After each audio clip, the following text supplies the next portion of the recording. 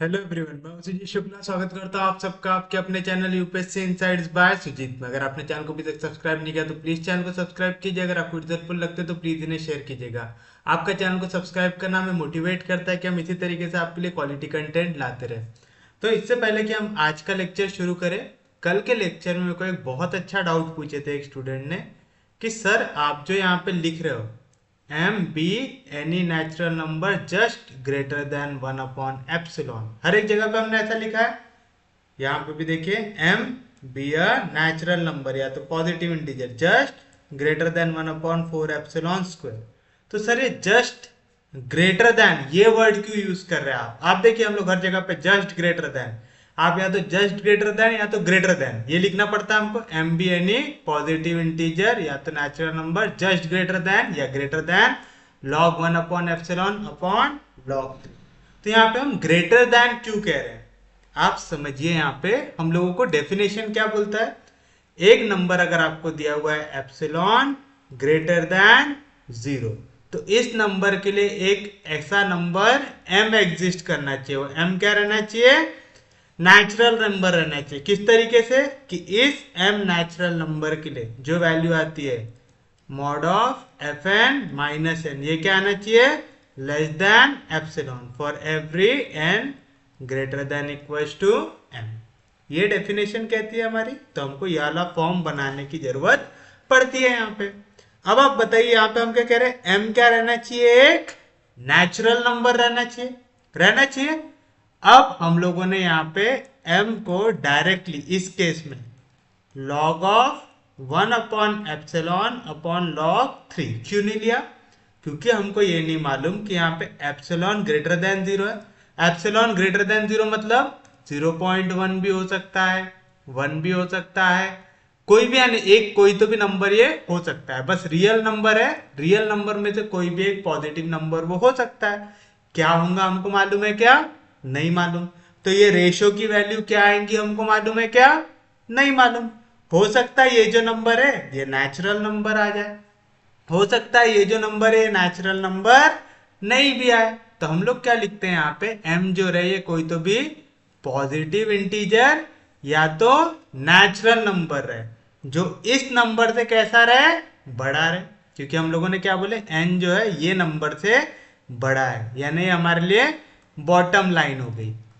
हम इसके नीचे नहीं जा सकते, हम इसके ऊपर जा सकते। तो हम बोल रहे ये नंबर से जस्ट ग्रेटर जो भी नेचुरल नंबर हमको मिल जाए उसको हम क्या ले लेंगे, m ले लेंगे, ताकि हमारा n जो है वो greater than equals to m आ जाए।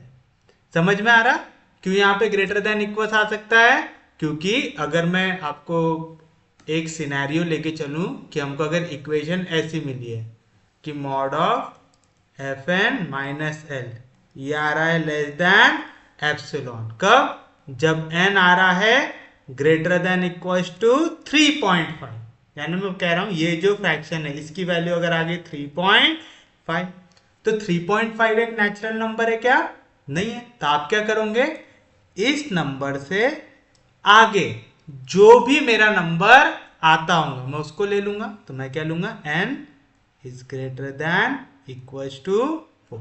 अगर यहाँ पे सिर्फ और सिर्फ ग्रेटर देन का भी साइन है तो देखो n क्या है, यहाँ पे एक नेचुरल नंबर है। नेचुरल नंबर मतलब 1 2 3 4 5 6 ऐसे नंबर जाएगा। 3.5 एक नेचुरल नंबर है क्या, नहीं है, एक रियल नंबर है। तो 3.5 से बड़ा नेचुरल नंबर कौन हो जाएगा, 4। तो मैंने लिखा n जो है वो ग्रेटर देन इक्वल्स टू 4 रहेगा। अब समझाए ग्रेटर देन के नीचे इक्वल्स टू का साइन क्या आया, इक्वल्स टू इसलिए आया क्योंकि 4 क्या है, एक नेचुरल नंबर है, n क्या है, एक नेचुरल नंबर है, यानी दोनों के दोनों इक्वल भी हो सकते हैं। यानी यहाँ पे n की वैल्यू 4 रहे तब भी ये कंडीशन सेटिस्फाई करेगा, करके आपने लिखा n is greater than equals to. समझा। आप यहाँ पे अगर जस्ट वर्ड नहीं भी लिखोगे तो भी चलेगा, क्यों, अगर ये कंडीशन ट्रू है n greater than equals to 4 के लिए तो ये कंडीशन ट्रू रहेंगी n greater than equals to 5 के लिए भी, है ना। अप टू इन्फिनिटी ये अब क्या रहेंगे, ट्रू रहेंगे। n greater than equals to 6 के लिए भी ये कंडीशन ट्रू रहेंगी, क्यों, क्योंकि अगर कोई नंबर 4 से हर एक बड़े नंबर के लिए यानी कंडीशन ट्रू है, मतलब 5 के लिए भी ट्रू है, 6 के लिए भी ट्रू है। तो अगर आपने यहाँ पे जस्ट वर्ड नहीं भी लिखा, आपने सिर्फ ऐसा भी लिख दिया कि M be any positive integer greater than this number, या M be any natural number greater than this number, तो भी काम हो जाता है। समझ में आया क्यों? क्योंकि हमेशा हमारा जो यहाँ पे रेशियो फॉर्म होता है, जिसके लिए जैसे यहाँ पे आया था हमारा n is greater than 1/4 epsilon square, हमको नहीं मालूम कि ये नेचुरल नंबर फॉर्म करता है कि नहीं करता, तो हम बोल रहे हैं अगर करता हूँ तो वेल एंड गुड, नहीं तो इससे बड़ा जो भी नेचुरल नंबर आता होगा, इसकी कुछ ना कुछ वैल्यू आएंगे, उससे जो भी बड़ा नेचुरल नंबर है वो हो जाए हमारे लिए हमारा m, क्योंकि m अब एक नेचुरल नंबर बन के करके यहाँ पे आ जाएगा n is greater than equals to m। क्यों? क्योंकि m भी एक नेचुरल नंबर है, तो n में पक्के में m तो आना है ही वहां पे। समझ रहा है ना? जैसे n क्या है, नेचुरल नंबर है, 1 2 3 ऐसा अप टू इन्फिनिटी जा रहा है, तो m भी एक नेचुरल नंबर होगा यहाँ पे कहीं पे बीच में, तो हमको दिख रहा है कि n greater than equals to m, यानी राइट साइड कितने भी बड़ी वैल्यू क्यों ना आ जाए उसके लिए ये ट्रू होगा। तो आप चाहो तो ऐसा भी लिख सकते, let m be a natural number greater than this value, या तो फिर m be a natural number just greater than this value. Just greater than का मतलब हम कह रहे इससे तुरंत में जो भी बड़ा नंबर है उसी को ले लो और वहां से आप सॉल्व कर दो, तो हम बड़े पर्टिकुलरली बात कर रहे हैं। और अगर आपको जनरली बात करना है तो आप लिखो let m be a natural number greater than, यानी कोई भी ले लो, अगर 4 है तो 4 ले लो, नहीं तो 5 ले लो, नहीं तो 6 ले लो, जो भी लेना है, बस क्या लो, एक नेचुरल नंबर लो, क्योंकि हमारी डेफिनेशन में क्या आता है, वहां पे नेचुरल नंबर आता है। तो उम्मीद है यार डाउट सबको क्लियर हो गया होगा। वहां पे हम लोग ग्रेटर देन क्यों ले रहे हैं, m की वैल्यू हमेशा जो भी फ्रैक्शन आता है उससे ग्रेटर लेना पड़ता है। क्यों? क्योंकि वो जो फ्रैक्शन आ रहा है वो हमेशा नेचुरल नंबर बनाए जरूरी होता है क्या? नहीं। और हमको क्या चाहिए वहां पे, एक नेचुरल नंबर चाहिए। तो उम्मीद है यहां तक समझ गया होगा। तो चलिए अब हम देखते हैं हमारा नेक्स्ट क्वेश्चन, जो है show that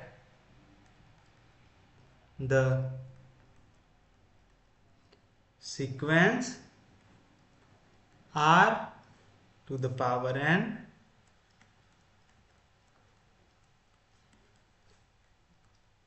converges to 0 if mod of r is less than 1। ये क्वेश्चन इस तरीके से पूछ सकता है आपको, या तो बोल सकता है प्रूव करो कि limit n tends to infinity r to the power n की वैल्यू आती है 0 if mod of r is less than 1।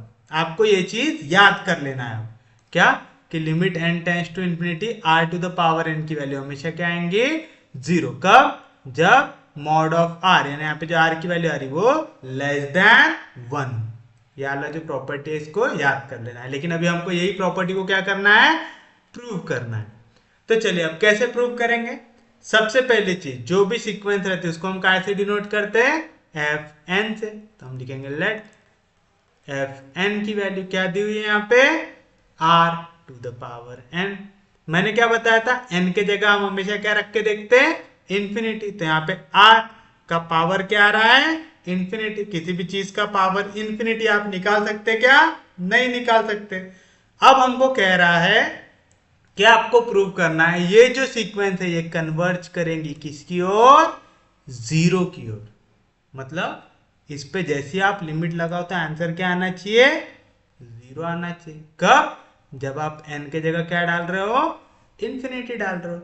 अब आप दिमाग लगाओ, n के जगह इंफिनिटी डालने के बाद आपको 0 कब मिल सकता है, जब n कहां पे आए, डिनोमिनेटर में आए। यहां पे तो हमारा इंफिनिटी कहां पे बन रहा है, न्यूमरेटर में बन रहा है। तो अब हमको ये जो n है इसको कुछ तो भी जुगाड़ करके न्यूमरेटर से कहां पे लाना पड़ेगा, डिनोमिनेटर में लाना पड़ेगा।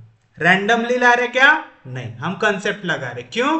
क्योंकि हमको इतना मालूम है कि अगर n न्यूमरेटर में रहा तो आंसर कहां पे जाएगा हमारा, इंफिनिटी की तरफ जाएंगे। हमको कह रहा है चीख चीख के क्वेश्चन के आंसर क्या आएगा, 0 आएगा। किसी भी चीज का आंसर 0 कब आता है, जब इंफिनिटी वाली टर्म न्यूमरेटर में रहेगी, डिनोमिनेटर में, डिनोमिनेटर में। तब हमारा एम ये रहने वाला है कि हम n को कहाँ पे लाने की कोशिश करेंगे, डिनोमिनेटर में लाने की कोशिश करेंगे। और n को डिनोमिनेटर में लाने का तरीका सबसे ज्यादा अच्छा कहाँ पे हमने सीखा है, लिमिट्स के वक्त। क्या करेंगे हम लोग यहाँ पे, हम लोग ये कंडीशन को देखेंगे।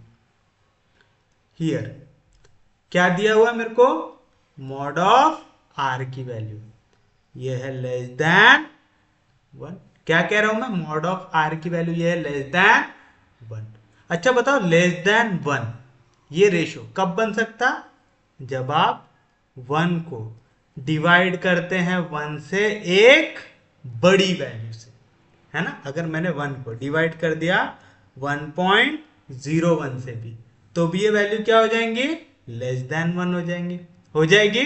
अगर मैंने यहाँ पे डिनोमिनेटर को डिवाइड कर दिया 1/1.1 से भी, तो भी ये वैल्यू क्या हो जाएंगी, लेस देन 1 हो जाएंगी। अगर मैंने इसको डिवाइड कर दिया 1/2 कर दिया, तो आप देख रहे जैसे जैसे मैं डिनोमिनेटर को बढ़ाते जा रहा हूं, ये वाली वैल्यू और छोटी होते जा रही है, यानी लेस देन 1 होते जा रही है। मतलब किसी भी चीज की वैल्यू लेस देन 1 कब होती है, जब आप उसको 1 से बड़ी वैल्यू से डिवाइड करते हैं। तो आप यहां पे ऐसा लिख सकते क्या, therefore there exist h greater than 0, यानी एक पॉजिटिव नंबर एग्जिस्ट करता है सच दैट कि मॉड ऑफ r की वैल्यू लेस रहेंगी 1/1 प्लस h से।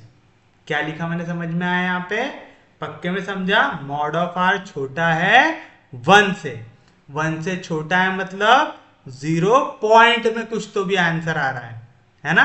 तो हम लोग इसको इस तरीके से डिनोट कर सकते। मैंने ले लिया एक h, बहुत ही छोटा सा नंबर ले लिया, एक छोटा सा पॉजिटिव नंबर। तो जैसे मैं 1 को डिवाइड करूंगा 1 प्लस h से, ये पॉजिटिव नंबर है, तो 1 प्लस h नेचुरली बड़ा रहेगा 1 से, है ना। 1 इक्वल है 1 से। अगर मैंने यहाँ पे एक छोटा सा पॉजिटिव नंबर ऐड कर दिया तो दोनों इक्वल रह जाएंगे क्या, नहीं। जहां पे मैंने पॉजिटिव नंबर को ऐड किया वो क्या हो जाएगा, बड़ा हो जाएगा। पक्के में समझा। तो आप अगर यहाँ पे 1 प्लस h मल्टीप्लीकेशन में इधर आएगा तो डिवीजन में, तो आप बोल सकते 1/1 प्लस h, ये छोटा हो जाएगा 1 से। तो कोई भी नंबर अगर छोटा है 1 से तो मैं उसको कौन से फॉर्म में डिनोट कर सकता हूँ, 1/1 प्लस h के फॉर्म में डिनोट कर सकता हूँ। समझा पक्के में, कोई दिक्कत नहीं, कोई डाउट नहीं। ये कैसे आया समझा, पक्के में समझा, किसी को कोई दिक्कत नहीं, कोई डाउट नहीं। अब आप देखिए यहाँ पे हमारे पास फंक्शन में क्या है, r का पावर n है। क्या है यहाँ पे हमारे पास, r का पावर n है। तो हमको यहाँ पे दिख रहा है कि हमारा जो r है उसका पावर क्या आ सकता है, n आ सकता है। तो चलिए यहाँ पे बाइनोमियल थ्योरम लगा देते हैं। तो यूजिंग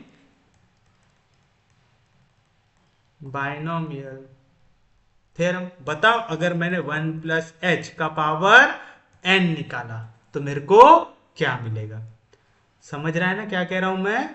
यहाँ पे r का पावर क्या है, n, तो मॉड के अंदर भी r का पावर आगे जाके क्या आएगा, n आएगा। मॉड के अंदर r का पावर n लो, चाहे मॉड ऑफ r का पावर n लो, कुछ भी फर्क पड़ता क्या, नहीं। मॉड ऑफ r की वैल्यू क्या है, 1/1 प्लस h, तो इसका पावर आगे जाके हमको क्या लगेगा, n। 1 का पावर n क्या होगा, 1/1 प्लस h का पावर क्या लगेगा हमको आगे जाके, n लगेगा। यानी मेरे को यहाँ पे ये वाली वैल्यू चाहिए, कौन सी, 1 प्लस h के पावर n की। बाइनोमियल थ्योरम याद है सब लोगों को।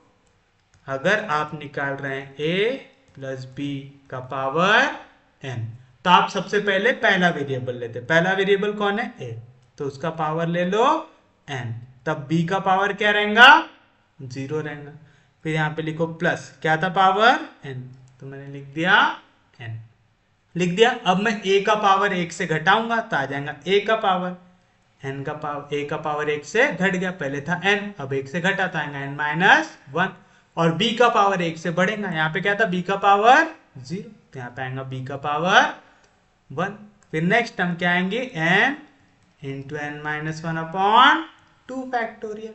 उसके बाद फिर से a का पावर एक और से घटाओ, अभी तक था a का पावर n-1, एक और से घटेगा तो क्या आ जाएगा n-2, b का पावर एक और से बढ़ेगा, पहले था 1 अब हो जाएगा 2, ऐसा चलते जाएगा कब तक, जब तक आखिरी टर्म में a का पावर क्या ना हो जाए 0 और b का पावर क्या ना हो जाए n। आता है ये बाइनोमियल थ्योरम सबको। तो चलिए यहाँ पे a की जगह क्या दिख रहा है आपको 1, b की जगह क्या दिख रहा है आपको h, लगाओ a का पावर n, 1 का कोई भी पावर क्या आता है आंसर प्लस n टाइम्स 1 का पावर n माइनस 1 का कोई भी पावर क्या आता 1, फिर b का पावर आना चाहिए 1, b की जगह क्या है h, तो आ गया h का power 1 plus n into n minus 1 upon 2 factorial, a का पावर n माइनस 2, a की जगह है 1, 1 का कोई पावर क्या आता 1, फिर चाहिए b का स्क्वायर यानी आ जाएगा h का स्क्वायर, ऐसा होते जाएगा कब तक, जब तक लास्ट टर्म आती है b का पावर n, b की वैल्यू क्या है h, तो आ गया h का पावर n। आगे कोई दिक्कत नहीं, कोई डाउट नहीं, यहां तक समझ में आया पक्के में सबको, किसी को कोई दिक्कत नहीं है यहाँ तक।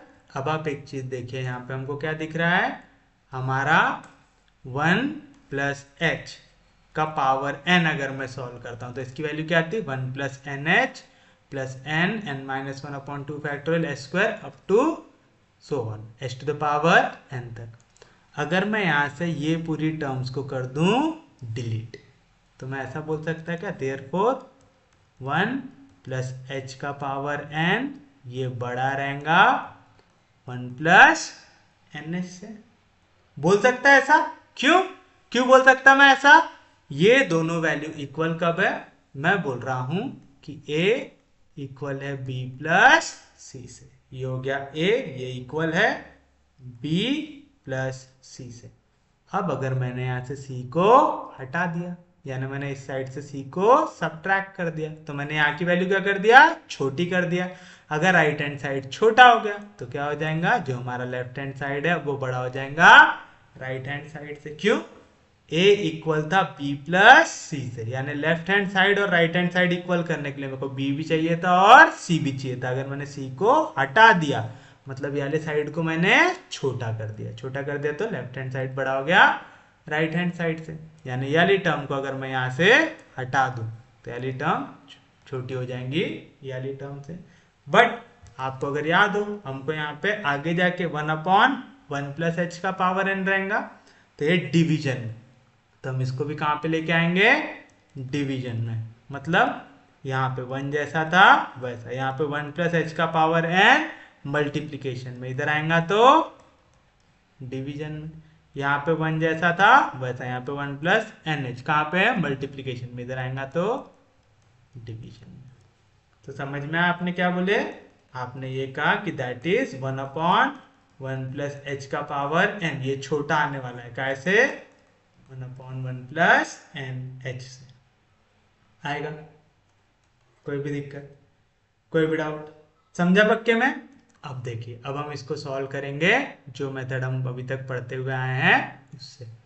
क्या पढ़ते हुए आए, हम लेते थे let epsilon be greater than 0, ले लिया एप्सिलॉन ग्रेटर देन 0, फिर का इक्विवेलेंट निकालते थे mod of f N minus l, l की वैल्यू क्या रहती, वैसी टर्म जिस पे आपको दिखाना है वैल्यू कन्वर्ज कर रही, किस पे कन्वर्ज करते हुए दिखाना है 0 पे, तो एल की वैल्यू क्या आ गई 0 आ गई। बताओ इसकी वैल्यू क्या आएंगी, mod of f n, f n क्या लिया है आपने आर का पावर एन, तो आ गया आर का पावर एन माइनस 0, आर के पावर एन में से 0 गया तो क्या बचेगा आर का power n, mod of r के पावर एन को आप क्या लिख सकते हैं मॉड आर का पावर एन, लिख सकते हैं पक्के में, कोई दिक्कत नहीं, कोई डाउट नहीं, समझ रहा है ना पक्के में। जैसे अगर मैं -3 का क्यूब निकाल रहा हूं, अज्यूम कर लो, और इसका मैं निकालता हूं मॉड, तो बताइए क्या आएंगे आंसर। पहले तो मॉड के अंदर माइनस साइन जैसा था वैसा, अब मैं क्या ले रहा हूं यहाँ पे -3 का क्यूब निकाल रहा है, ठीक है। तो चलो पहले तो माइनस का क्यूब क्या आ गया -3 का क्यूब क्या आ गया 27, मॉड ऑफ 27 कितना आ जाएगा 27, क्यों मॉड के अंदर से जब भी वैल्यू बाहर आती है तो नेगेटिव का क्या हो जाता है पॉजिटिव। लेकिन अगर मैं इसको ऐसा लेना चाहूँ मॉड ऑफ -3 का क्यूब लिखूं, चाहे मैं इसको ऐसा लिख दूं मॉड ऑफ -3 जो भी वैल्यू आएंगी उसका क्यूब, मॉड ऑफ -3 कितना आएगा 3, उसका क्यूब, 3 का क्यूब 27। तो आप देख रहे हैं, आप मॉड ऑफ आर का पावर एन लो चाहे मॉड आर का पावर एन लो, दोनों की वैल्यू कैसी आती है, सेम आती है, आती है। मॉड आर क्या है, मॉड आर की वैल्यू आपके पास, मॉड आर की वैल्यू ये जो है ये लेस है किससे, 1/1 से है पक्के में। मैं अगर यहाँ पे पावर n लगा दूं तो मैं बोल सकता हूँ देयरफॉर मॉड ऑफ r का पावर n ये छोटा रहेगा किससे, 1/1 h के पावर n से रह सकता, तो मैं इसको बोल सकता है छोटा है किससे, 1/1 h के पावर n से। और हमने अभी एक और चीज पढ़ी, 1/1 h का पावर n ये छोटा है किससे, 1/1 ns से, और ये वैल्यू छोटी है 1/1 nh से। आगे कोई भी दिक्कत, कोई भी डाउट, इसको ले लो आप लेस देन एप्सिलॉन। कब आएंगे ये less than epsilon, that is if, कब आएंगे ये लेस देन एप्सिलॉन, जब 1/1 nh ये छोटा रहेगा एप्सिलॉन से, मतलब यहाँ पे एप्सिलॉन मल्टीप्लीकेशन में रहेगा डिवीजन में, तो 1/एप्सिलॉन ये छोटा रहेगा 1 + ns से, यहाँ पे वैल्यू डिवीजन में, इधर जाएंगी मल्टीप्लीकेशन में। हमको हमेशा n और एप्सिलॉन के बीच में रिलेशन चाहिए रहता है, चाहिए रहता है कि नहीं चाहिए रहता, तो चलिए हम निकालते हैं। यहाँ से हमारे पास +1 है, इधर जाएगा तो -1 आएगा, 1/एप्सिलॉन जैसा था वैसा, यहाँ पे +1 इधर जाएगा तो -1 इज लेस देन nh। हमको n के साथ रिलेशन चाहिए, that is n should be greater then, यहाँ पे h मल्टीप्लीकेशन में इधर जाएगा डिवीजन में, तो आएगा 1/एप्सिलॉन -1/h आएगा, समझा। यहाँ पे h था मल्टीप्लीकेशन में, इधर गया तो डिवीजन में, तो इसको आप ऐसा लिख सकते कि 1/एप्सिलॉन -1 ये डिवाइड हुआ h से लेस देन n, मतलब n इज ग्रेटर देन 1/एप्सिलॉन -1/h। अब ये जो नंबर है ये फ्रैक्शन में आएगा, काय में आएगा, हमको पता है क्या, नहीं, हमको नहीं मालूम, ये बस इतना मालूम है ये रियल नंबर आएगा, ठीक है। अब ये कौन सा रियल नंबर आएगा ये हम बता सकते क्या, नहीं बता सकते, तब हम लोग क्या करेंगे, यहाँ पे लिखेंगे, क्या लिखेंगे, late m be any positive integer, पहले आप ये लिख सकते let m be any positive integer, या तो लिख सकते let m be any natural number greater than 1/एप्सिलॉन -1/h। याद रखना, आप यहाँ पे जस्ट ग्रेटर देन भी लिख सकते हो और ग्रेटर देन भी लिख सकते हो, लिख सकते हैं, तो आप बोल सकते हैं देयरफॉर जब आपको दिया हुआ है epsilon greater than 0 then there exist m, जो क्या है एक नेचुरल नंबर है, m क्या है एक नेचुरल नंबर है, किस तरीके से, सच दैट कि जब आपने सॉल्व किया मॉड ऑफ fn -0 सॉल्व किया, यानी आपने जब सॉल्व किया मॉड ऑफ rn -0, fn की वैल्यू क्या थी, मॉड ऑफ rn था, मॉड ऑफ rn -0 आया, तो आपको ये वैल्यू क्या मिली, लेस देन एप्सिलॉन मिली फॉर एवरी n, जो कैसा है, greater than equals to n आएगा।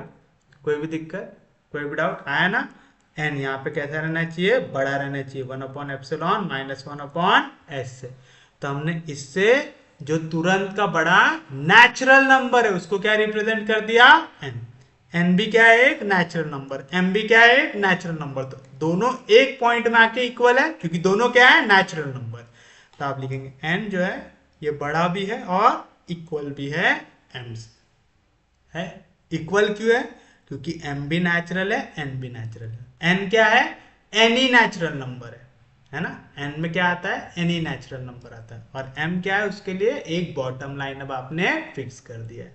जैसे मैंने अगर बोला m की वैल्यू इस केस में आ जाती 4, तो आप बोलते n greater than equals to 4 है। तो इक्वल्स टू क्यों आया समझ में आया, क्योंकि n की वैल्यू क्या आती है 1 2 3 4 5 6 अप टू इंफिनिटी। हम बोल रहे हैं ये वैल्यू, ये 1 upon epsilon minus 1 upon H, ये कुछ आया था पकड़ लो 3.9, तो हमने इससे बड़ा वाला नंबर लिया। बड़ा वाला नंबर कौन सा था 4। 4 क्या है एक नेचुरल नंबर, तो हम बोल रहे हैं एंड ये नेचुरल नंबर आप कहाँ से ले सकते हैं 4 से। 4 भी एक नेचुरल नंबर है, तो आप 4 को भी ले सकते हैं, 5 को भी ले सकते हैं, 6 को भी ले सकते हैं। तो आपने लिखा है is greater than equals to 4, यानी 4 और 4 से बड़ा कोई भी नेचुरल नंबर आप ले सकते हैं। आ गया, ये क्या हो गया हमारे लिए कन्वर्जेंट सीरीज की definition, limit of a sequence की डेफिनेशन हो गया। तो आप लिखेंगे therefore the sequence Rn converges to 0 when mod of r is less than 1, and आप इसको एक और तरीके से लिख सकते हैं limit n tends to infinity, limit n tends to infinity r to the power n, इसकी वैल्यू क्या आती 0, ये हमेशा होती है लिमिट की वैल्यू। तो limit n tends to infinity r to the power n, इसकी वैल्यू क्या आएंगी 0, कब when mod of r is less than 1। आ गया, इजी था क्वेश्चन, बस आपके क्या क्लियर चाहिए कंसेप्ट क्लियर चाहिए। इस क्वेश्चन में हमने जबरदस्ती h को क्यों डाला समझ में आया, h को हमने इसलिए डाला कि अभी जो हमारा r का पावर n है, हमारा n कहाँ पे है न्यूमरेटर में, हमको इसको डालना था डिनोमिनेटर में, करके हमने यहाँ पे एक नया अपने एक वेरिएबल डाला जो था h। हमने बोला एक छोटा सा नंबर है h ग्रेटर देन 0। अब इसको डिनोमिनेटर में क्यों ऐड किया, क्योंकि हमको वैल्यू 1 से छोटी चाहिए। मॉड ऑफ आर क्या है लेस देन 1 है, तो हमको लेस देन 1 वाली टेरिटरी में जाना है। लेस देन 1 वाली टेरिटरी में जाना है तो सबसे आसान तरीका क्या है, 1 को 1 से जस्ट बड़े वाले नंबर से डिवाइड कर दो। तो हमने 1 को डिवाइड कर दिया 1 प्लस h से, तो हम चले गए इस एरिया में जो है लेस देन 1 वाले एरिया में आ गए। फिर उसके बाद हमको दिख रहा था यहाँ पे r का पावर क्या है n, यानी हमको समझ में आ गया हम यहाँ पे भी r का पावर क्या लेने वाला है आगे जाके n, तो इसका भी आगे जाके क्या होने वाला है पावर n होने वाला है। तो हमने यहाँ पे पहले ही बाइनोमियल निकाल लिया कि 1 प्लस h का पावर n। अब बाइनोमियल क्यों निकाल रहे हैं, ताकि ये जो अभी तक पावर में है इसको हम कहाँ पे लेके आ सके, यहाँ पे सामने लेके आ सके। समझ में आया क्यों लिए इसको, आप चाहते थे जो वैल्यू पावर में है ये अब कहाँ पे आए उधर नीचे की ओर आए। समझ में आया पक्के में क्यों कर रहे हैं ऐसा, क्योंकि हम चाहते वाली वैल्यू कहाँ पे आए हमारी नीचे की ओर आए, करके हमने इसको फिर आगे जाके नीचे की ओर लेके आए। जैसे यहाँ पे था हमारा मॉड ऑफ r का पावर n, ये ले से 1 अपॉन 1 प्लस h के पावर n से है। अब देखो यहाँ पे हमने बोला ये ले से 1 अपॉन 1 प्लस एन एच से। आगे कैसे, हमने बाइनोमियल एक्सपांशन लगाया, a प्लस बी का पावर n क्या था a का power n plus n times a का पावर n माइनस 1 b का पावर 1। यानी आपको क्या समझ में आ रहा, a का पावर 1 1 से घट रहा है, b का पावर 1 1 से बढ़ रहा है। शुरुआत की टर्म में a का पावर n तो b का पावर 0, एंड की टर्म आएंगी a का पावर 0 b का पावर n, तब तक यारी चीजें चलते रहती है। यहाँ पे हमने ये पूरी टर्म को अगर हटा दिया, पहले ये दोनों टर्म इक्वल थी, फिर इसको जैसे ही हटाया तो ये राइट हैंड साइड क्या हो गया छोटा हो गया लेफ्ट हैंड साइड से। हुआ, कोई दिक्कत नहीं, उम्मीद है सबको समझ में आया होगा, किसी को भी कुछ भी हार्ड नहीं लगाऊंगा। पक्के में समझा, सच में समझा, किसी को कोई दिक्कत नहीं, कोई डाउट नहीं, सच में समझ रहा है। चलिए अब हम बढ़ते हैं हमारे नेक्स्ट क्वेश्चन की ओर।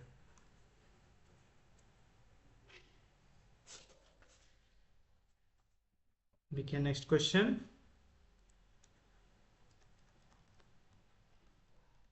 Prove that limit n tends to infinity 1 upon under root of n का फैक्टोरियल b इक्वल्स टू 0। अगला क्वेश्चन क्या दिया हुआ है, आपको प्रूव करना है कि लिमिट आप जब n टेंस टू इंफिनिटी लगाओगे 1 अपॉन n फैक्टोरियल पे, तो आंसर क्या आना चाहिए 0 आना चाहिए। यहाँ पे n बरोबर कहाँ पे है डिनोमिनेटर में, तो हमको जबरदस्ती h कुछ भी डालने की जरूरत है क्या, नहीं है।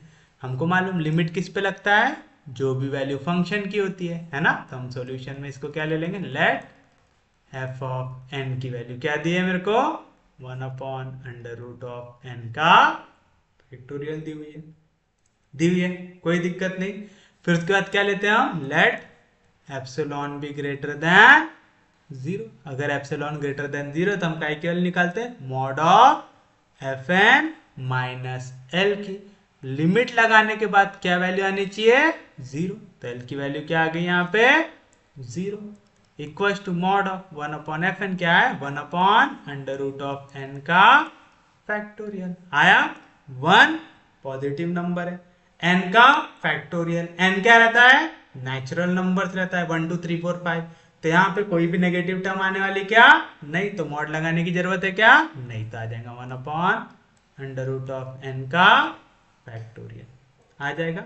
अब यहाँ पे सबसे ज्यादा हार्ड वैल्यू है कि यहाँ पे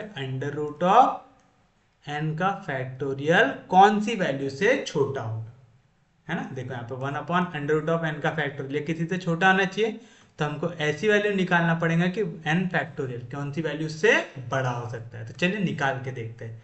n क्या है, नेचुरल नंबर है, 1 2 3 4 अप टू इंफिनिटी, यानी n की सबसे छोटी वैल्यू क्या हो सकती है, 1 हो सकती है। तो आएगा √1 का फैक्टोरियल, 1 का फैक्टोरियल क्या होगा 1, तो √1 क्या आ जाएगा 1। फिर नेक्स्ट वैल्यू आएंगे √2 का फैक्टोरियल, 2 का फैक्टोरियल क्या होगा 2, तो आगे वैल्यू √2। फैक्टोरियल कैसे निकालते याद है ना, अगर आप n फैक्टोरियल निकाल रहे हैं, क्या निकाल रहे हैं n फैक्टोरियल, तो क्या याद रखना n को एक एक से कम करते आना, पहले n फिर आ गया n-1 फिर आ गया n-2, ऐसा मल्टीप्लाई करते आना, कब तक, जब तक आखिर वैल्यू नहीं आती 1।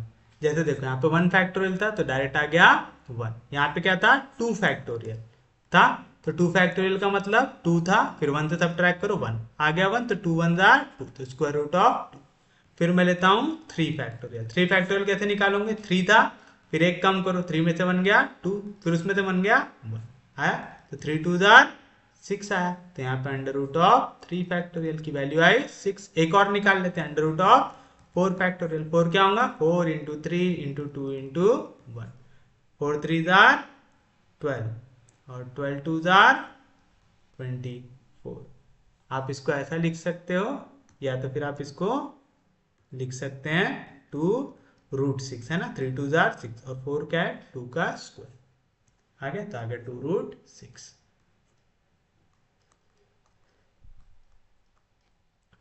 आया। कोई भी दिक्कत, कोई भी डाउट। अब आप देखो ये वाली वैल्यू किससे बड़ी आ रही, अगर मैं n से कंपेयर करना चाहूँ, सिर्फ n अगर लिखता है यहाँ पे, तो n की पहली वैल्यू मैंने क्या लिया 1, तो यहाँ पे भी आ रहा है 1। फिर मैंने n की दूसरी वैल्यू क्या लिया 2, तो यहाँ पे क्या आ रहा है √2। फिर मैंने n की तीसरी वैल्यू क्या लिया 3, तो यहाँ पे क्या आ रहा है √6 है, ठीक है। तो आप एक चीज ऑब्जर्व कर रहे क्या, यहाँ पे वैल्यू इक्वल भी आ रही है और हमारा n बड़ा हो जा रहा है, हमको चाहिए √n बड़ा, तो हम क्या करेंगे, हम n को डिवाइड कर देंगे 2 से, तो देखो n/2 की वैल्यू क्या आएंगी, यहाँ पे 1/2 आ जाएंगे, 1/2 छोटा है 1 से, यहाँ पे 2/2 आ जाएंगे, 2/2 हो जाएगा 1 हो जाएगा, और √2 की वैल्यू आती है 1.4 समथिंग आती है। फिर 3 को डिवाइड कर देंगे 2 से, तो क्या आएगा 3/2 यानी 1.5 आएगा।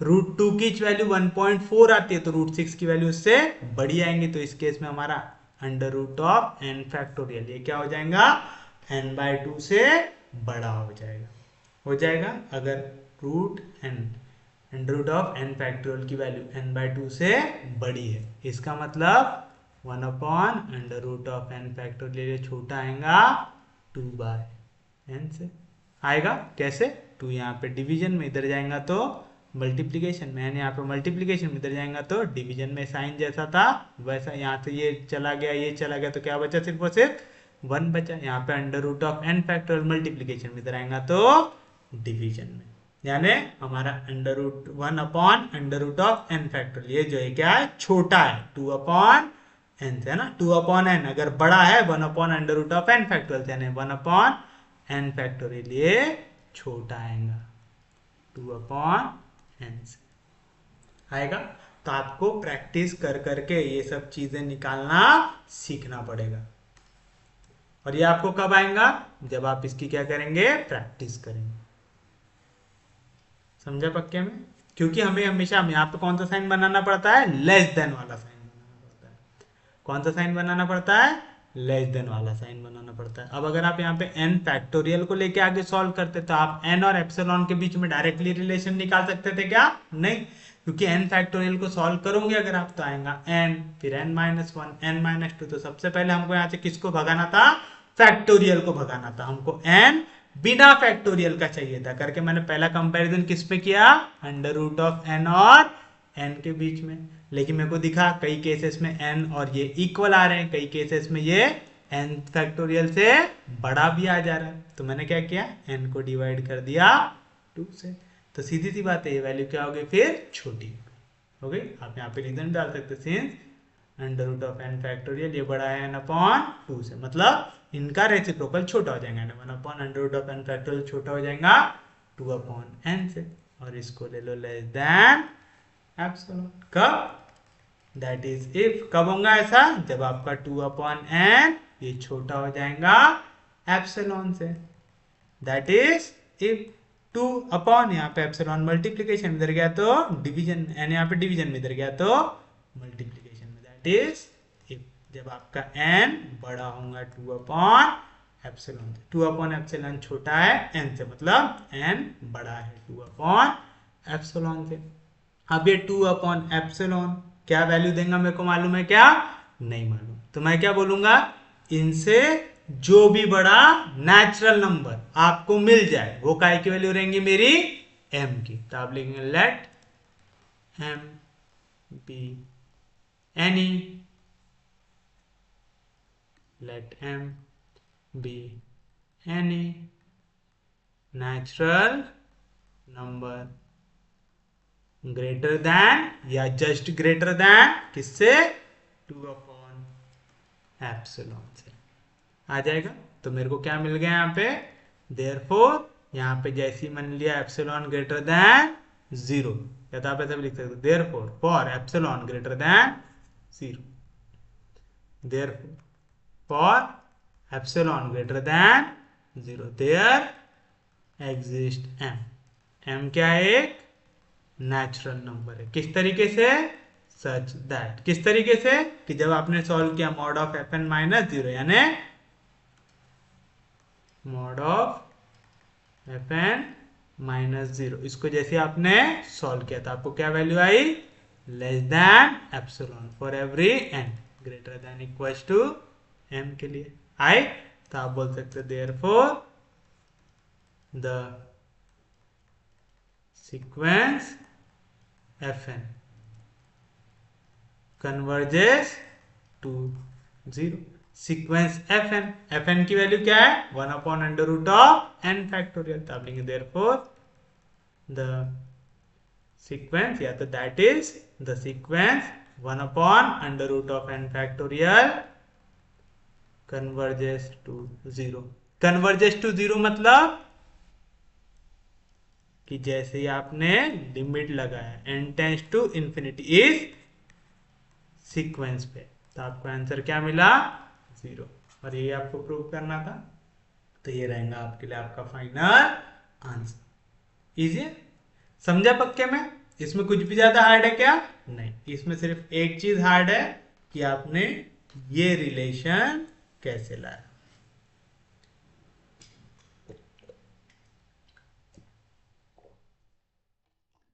लेकिन समझना बड़ा आसान है इसको।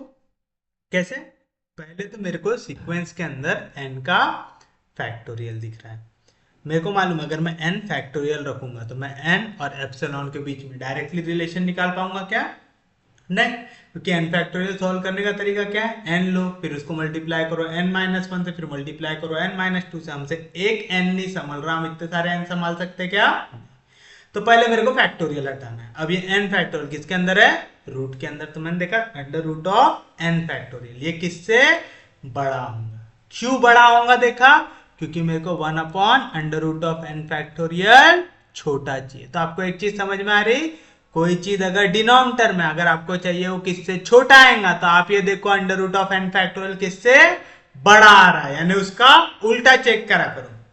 पहली चीज, मेरे को एन के साथ कोई फैक्टोरियल नहीं चाहिए तो मैंने सादा ले लिया यहाँ पे एन, फिर मैंने कंपेयर किया, एन की पहली वैल्यू रखा 1, तो 1 फैक्टोरियल कितना होता 1, तो अंडर रूट ऑफ 1 फैक्टोरियल कितना आ रहा 1 आ रहा, और यहाँ पे n की वैल्यू भी मैंने क्या दिया हूँ 1 आया, दोनों इक्वल आ रहे हैं। मेरे को क्या चाहिए, ये वाली वैल्यू बड़ी आनी चाहिए।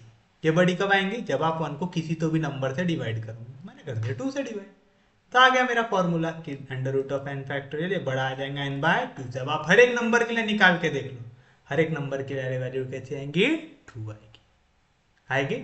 और अगर under root of n factorial बड़ा है n अपॉन 2 से तो आपको मिलेगा 1 upon under root of n factorial छोटा आ जाएगा 2 अपॉन एन। यानी अगर आप इनका रेसिप्रोकल लो तो ग्रेटर देन का हो जाता है लेस देन का हो जाता है ग्रेटर देन। या तो अगर वैसे में डाउट आता है तो आप साइड चेंज कर लो, यहाँ पे 2 डिवीजन में इधर गया तो मल्टीप्लीकेशन में, एन मल्टीप्लीकेशन में इधर गया तो डिवीजन, ये ग्रेटर देन साइन जैसा था वैसा है ना, या इसका साइड चेंज किया आपने। अब यहाँ पे under root of n factorial multiplication में इधर आएगा तो डिवीजन में, तो आ गया डिवीजन में under root of n factorial. Numerator में कुछ भी नहीं दिख रहा है, क्या आएगा 1, यानी 2 अपॉन एन ये बड़ा हो गया 1 upon under root of n factorial. तो इसी का मतलब under root of 1 upon n factorial छोटा हो गया 2 अपॉन एन से, हो गया। फिर तो छोटा वाला साइन आ गया, ले लो इसको लेस देन एप्सिलॉन। ये लेस देन एप्सिलॉन कब आएगा, जब 2 अपॉन एन ये छोटा आएगा एप्सिलॉन से, यानी एन यहाँ पे डिवीजन में इधर गया मल्टीप्लीकेशन में, एप्सिलॉन मल्टीप्लीकेशन में इधर गया डिवीजन, मतलब एन जब बड़ा आएगा 2 अपॉन एप्सिलॉन से आ गया। अब ये 2 अपॉन एप्सिलॉन को आप ले सकते हो m की वैल्यू, लेकिन डायरेक्ट 2 अपॉन एप्सिलॉन को ले सकते क्या, नहीं, इससे जस्ट बड़ी वाली वैल्यू को आप ले सकते हो m, इससे जस्ट बड़ी, या तो फिर इससे कोई भी बड़ी वाली वैल्यू। आप जस्ट बड़ी वाली वैल्यू को भी ले सकते हैं, इससे कोई भी बड़ी वाली वैल्यू को भी ले सकते हैं, बस शर्त क्या है, वो होना चाहिए एक नेचुरल नंबर। तो आपने लिखा let m be any natural number greater than 2 upon epsilon. मैं चाहूँ तो ऐसा भी लिख सकता है m be any natural number just greater than 2 epsilon. मैं चाहूँ तो ऐसा भी लिख सकता है m be any positive integer greater than 2 upon epsilon. मैं चाहूँ तो ऐसा भी लिख सकता है let m be any positive integer just greater than 2 upon epsilon, आपकी मर्जी। बट यहाँ पे सबसे इंपॉर्टेंट चीज क्या है लिखना, नेचुरल नंबर या तो पॉजिटिव इंटीजर, क्योंकि पॉजिटिव इंटीजर भी क्या होते हैं, नेचुरल नंबर होते हैं। समझ में आया पक्के में। तो आपने प्रूव कर दिया कि अगर हमको एप्सिलॉन ग्रेटर देन 0 दिया हुआ है तो एक नेचुरल नंबर m एग्जिस्ट कर रहा है, कि जैसे आप लगाते हो mod of fn minus l पे तो वैल्यू आती है less than epsilon for every n greater than equal to m, मतलब ये कंडीशन सेटिस्फाई कर रहा है कि ये fn सीक्वेंस जाके कन्वर्ज कर रही है किस पे, ये लिमिट पे जो है 0 है, यानी आप जैसे लिमिट लगाओगे fn पे तो आपको क्या आंसर आएगा 0, and this is your final answer. उम्मीद है समझाऊंगा, कोई दिक्कत नहीं, कोई डाउट नहीं, इजी है, समझ रहा है पक्के में। चलिए अब हम बढ़ते हैं हमारे नेक्स्ट क्वेश्चन की ओर।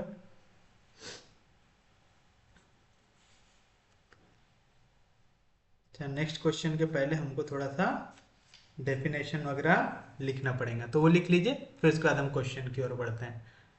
तो लिखिए algebra of convergent sequences.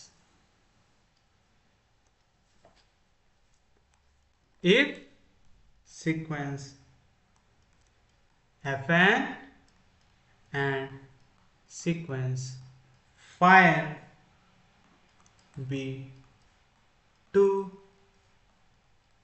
given sequences, then the sequence whose nth term are fn plus phi n, fn minus phi n and fn into phi n are respectively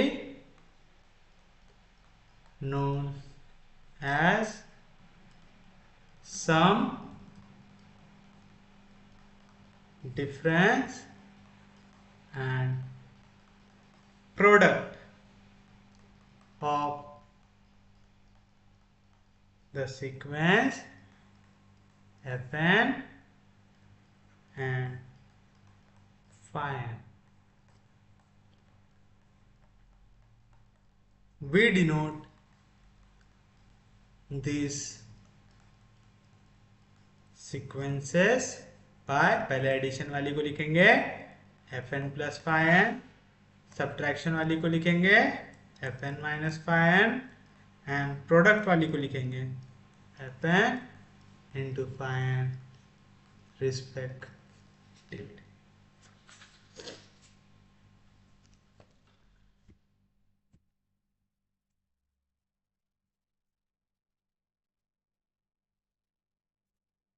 अब यहाँ पे कुछ इंपॉर्टेंट थ्योरम के statement है जो आपको याद रहने चाहिए।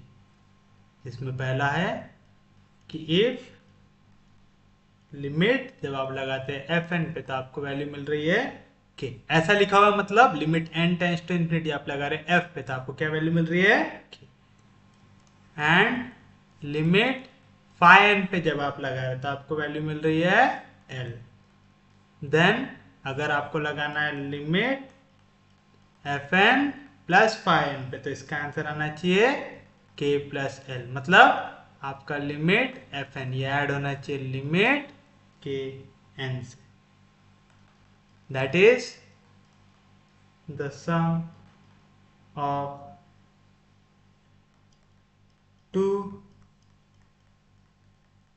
convergent sequences is sum of their limits। तो आपको एक चीज समझ में आई कि अगर आपको सम निकालना है टू कन्वर्जेंट सीक्वेंस का तो क्या आएगा सम ऑफ देयर लिमिट। तो अगर आपको डिफरेंस निकालना रहेगा टू कन्वर्जेंट सीक्वेंस का तो क्या आएगा डिफरेंस ऑफ देयर लिमिट। तो अगर आपको प्रोडक्ट निकालना रहेगा टू कन्वर्जेंट सीक्वेंस का तो प्रोडक्ट ऑफ देयर लिमिट आएगा। पक्के में समझ रहा है? तो चलिए सेम चीज लिख लीजिए यहाँ पे। Second, if limit f n की वैल्यू है k and limit pi n की वैल्यू है एल, देन जैसे आप लिमिट निकालोगे किसका f N minus pi n का तो आपको क्या मिलना चाहिए के माइनस एल मिलना चाहिए, मतलब लिमिट एफ एन सब्ट्रैक्ट होना चाहिए लिमिट के एन से होना चाहिए, that is the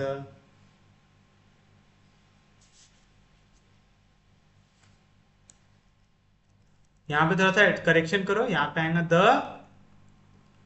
limit of sum of two convergent sequence, limit of sum of two convergent sequence equal आएगा सम ऑफ देयर लिमिट से। तो सेम चीज that is the limit of difference of two convergent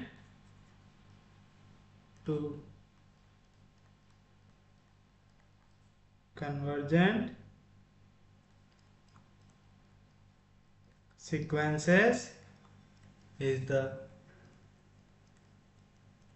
difference of their limits।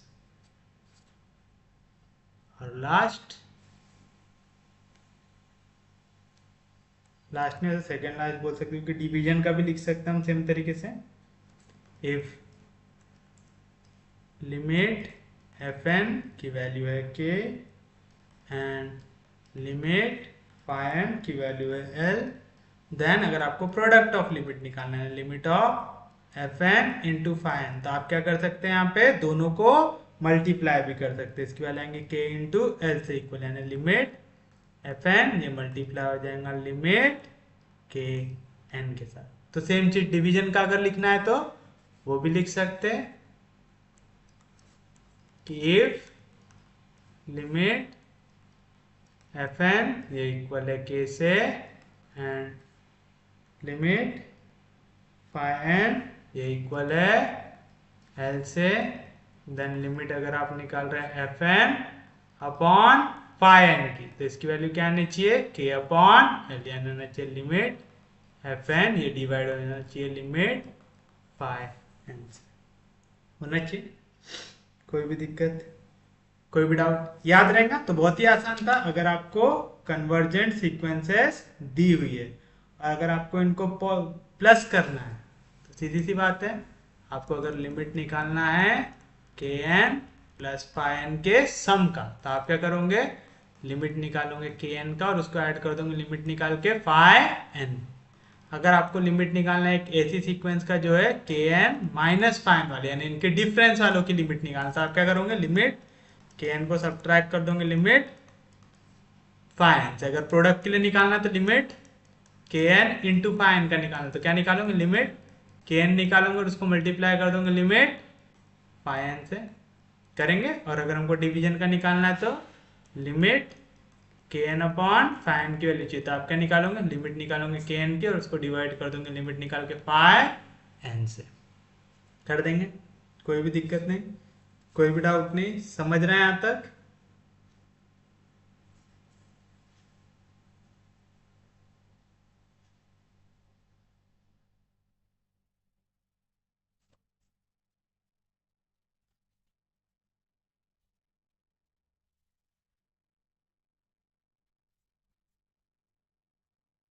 अब divergent sequence का भी देख लेते हैं थोड़ा सा, कि अगर if the sequence fn and sequence phi n diverge to infinity, then sequence fn plus phi n की बात कर लो, या तो sequence fn into phi n की बात कर लो, बोथ डाइवर्ज टू इंफिनिटी। मतलब अगर आपके दो डाइवर्जेंट सीक्वेंस है एफ एन और फाइन, जो दोनों काय को डाइवर्ज कर रहे हैं, इंफिनिटी को, तो चाहे आप सम वाली वैल्यू ले लो sequence F N plus fine, चाहे प्रोडक्ट वाली ले लो एफ एन इंटू फाइन, दोनों को दोनों किसको डाइवर्ज करेंगे, इंफिनिटी को करेंगे। Second, if sequence F N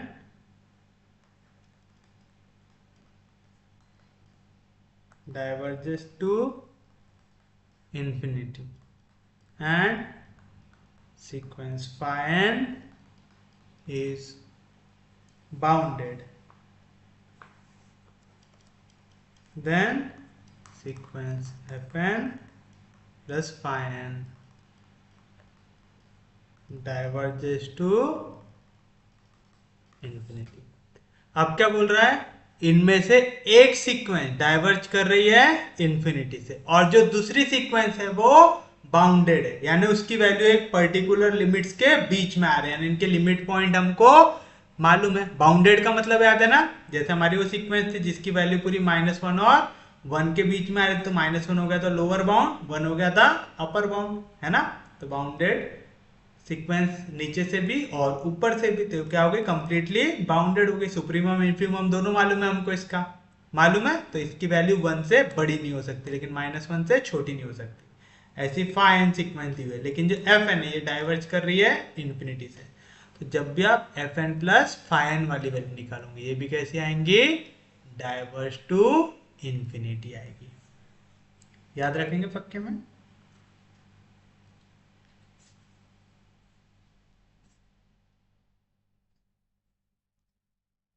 third, if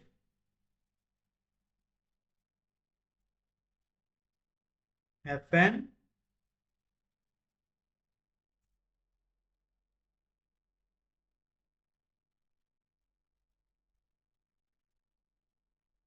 diverges to infinity, and phi n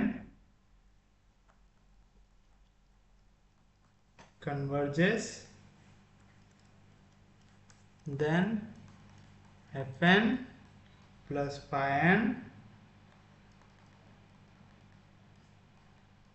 diverges to infinity. मतलब एक सीक्वेंस है जो डाइवर्ज कर रही है इंफिनिटी पे, दूसरी सीक्वेंस है जो कन्वर्ज कर रही है, लेकिन फिर भी अगर आप इनका एडिशन लेंगे तो सीक्वेंस कैसी मिलेंगी हमको? Divergent sequence. तो अगर एक सीक्वेंस डाइवर्जेंट है तो हमारी हर एक सीक्वेंस कैसी जा रही है? डाइवर्जेंट ही जा रही है। ये चीज याद रखेंगे पक्के में। फोर्थ के अंदर पहला पॉइंट कि इफ phi n ये सीक्वेंस है जो डाइवर्ज कर रही है,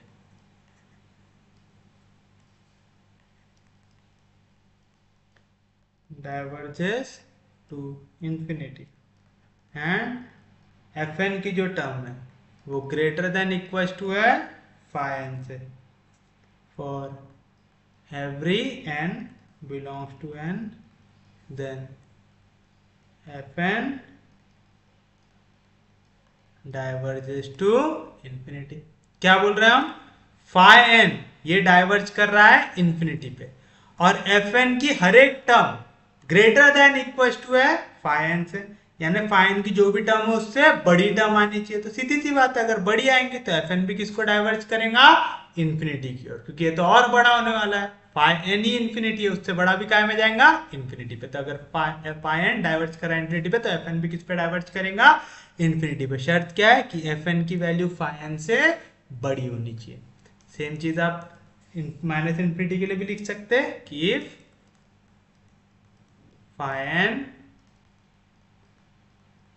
diverges to minus infinity and f n ये लेस देन इक्वल है phi n से for every n belongs to n, then f n diverges to minus infinity आएगा। क्यों? phi n ये डाइवर्ज कर रहा था माइनस इंफिनिटी की ओर। आपको मालूम ना, जीरो के लेफ्ट हैंड साइड में आता है माइनस इंफिनिटी, जीरो के राइट हैंड साइड में आता है plus infinity. Left hand side में आप जितना लेफ्ट में जाओगे उतना छोटी वैल्यू आएगी।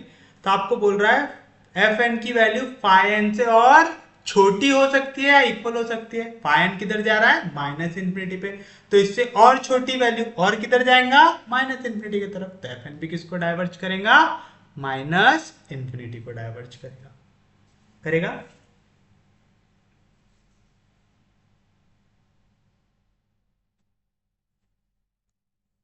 और इस थ्योरम के टाइप में लास्ट जो है इफ एफ एन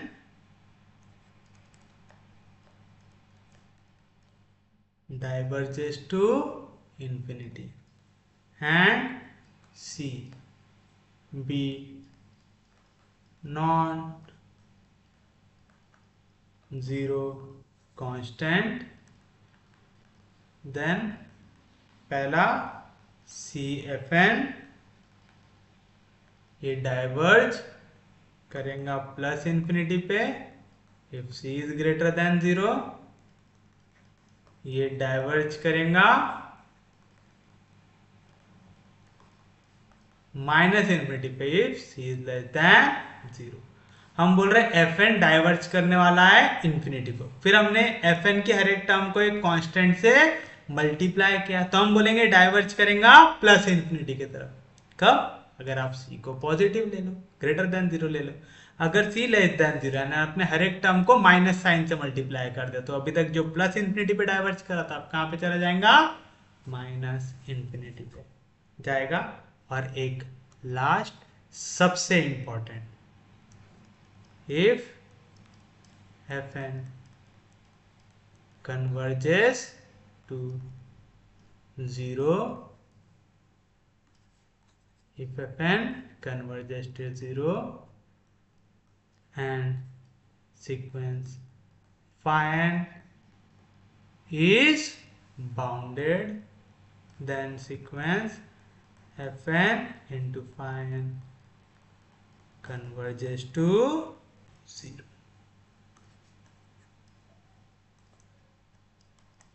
ये एक थ्योरम आपको याद रखना है, इसके ऊपर हम लोग कई बार क्वेश्चन भी सॉल्व करते हैं। क्या है कि अगर एक सीक्वेंस है जो कन्वर्ज करती है 0 पे जाके, और उसके साथ मल्टीप्लीकेशन में एक और सीक्वेंस है phi n जो कैसी है, बाउंडेड है, तो sequence fn into phi n ये भी कन्वर्ज कर जाएगा 0। कंडीशन क्या है, एक सीक्वेंस होनी चाहिए कन्वर्जेंट टू 0, दूसरी सीक्वेंस होनी चाहिए बाउंडेड, तब आप बोल सकते कि fn phi n ये मल्टीप्लीकेशन वाली सीक्वेंस भी क्या होंगी, कन्वर्जेंट टू 0। तो इतना थ्योरी पार्ट काफी है, इतने पॉइंट्स अगर आप याद रखेंगे तो आपको इंटरव्यू में भी दिक्कत नहीं होंगी। जो लोग गेट वेट पढ़ रहे हैं उन लोगों को भी जो एमसीक्यू आएगा वो सॉल्व करने में इजी जाएगा, इसके ऊपर डायरेक्ट क्वेश्चंस पूछ सकते हो लोग, और इससे हम आगे जाके क्वेश्चन में भी अप्लाई कर सकते हैं। तो चलिए अब हम देखते हैं हमारा क्वेश्चन, इनके ऊपर क्वेश्चन किस तरीके का पूछता है। कि अगर आपको दिया हुआ है let sequence fn and sequence gn be two sequences such that sequence fn plus gn and sequence fn into gn converges, converge, show by an example, show by an example that the sequences fn and gn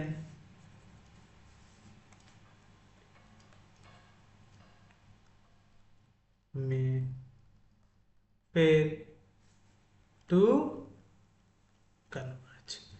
देखो क्या बोल रहा है, fn और gn ये दो sequences है कि fn plus gn fn into gn दोनों कैसी होनी चाहिए, कन्वर्ज करनी चाहिए। आपको बोल रहा है शो बाय एन एग्जाम्पल, आपको एक एग्जाम्पल ऐसा देना है कि यहाँ पे सीक्वेंस fn और gn ये कन्वर्ज ना हो, तो आपको दो ऐसी सीक्वेंसेस चाहिए जो कन्वर्ज ना हो लेकिन उनका एडिशन वाली सीक्वेंस और उनका मल्टीप्लीकेशन वाली सीक्वेंस दोनों क्या होनी चाहिए, कन्वर्जेंट होनी चाहिए। तो सबसे पहले तो हम ढूंढते हैं ऐसी सीक्वेंस जो कन्वर्ज नहीं होती है, तो अपन लिखेंगे सॉल्यूशन में लेट सीक्वेंस fn को मैं ले लेता हूं -1 का पावर n,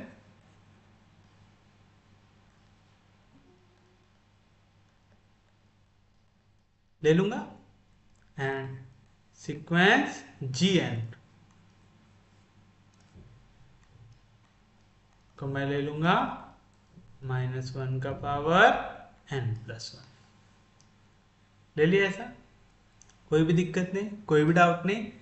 अब देखिए आप यहाँ पे आपको fn हमने लिया -1 का पावर n, gn हमने लिया -1 का पावर n+1, तो इनको सॉल्व करके देखो। देयरफॉर सीक्वेंस fn की वैल्यू क्या आएंगी, fn क्या है -1 का पावर n, -1 का पावर n क्या होता है यहाँ पे, नेचुरल नंबर होता है, तो n की जगह वैल्यू रखो 1, तो -1 का पावर 1 क्या आएगा -1, फिर n की जगह रखो 2, तो -1 का स्क्वायर क्या आएगा यहाँ पे +1,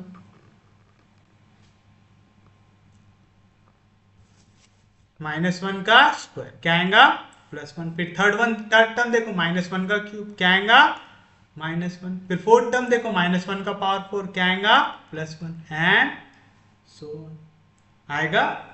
इस सीक्वेंस में जो भी आपकी ऑड टर्म है ये कंडेंस हो रही है किसके पास, -1 के पास, जो भी आपकी इवन टर्म्स है ये कंडेंस हो रही है किसके पास, 1 के पास, तो दिस